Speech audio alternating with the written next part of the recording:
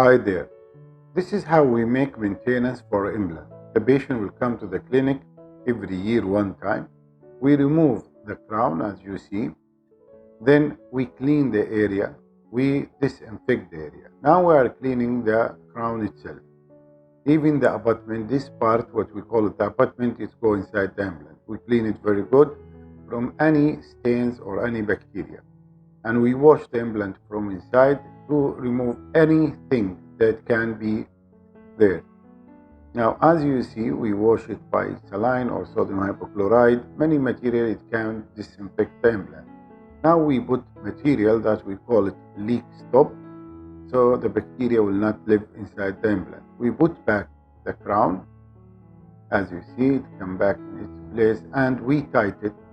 We tight it this much, and even we use this torch to tight it till 30 Newton. Then we cover the screw hole again by Teflon and some composite, we call it flow composite material. Like this, the tooth now come back and it's clean. This whole procedure is give the long life for the implant, and we will not have any bone resorption within 50 years. Thank you very much.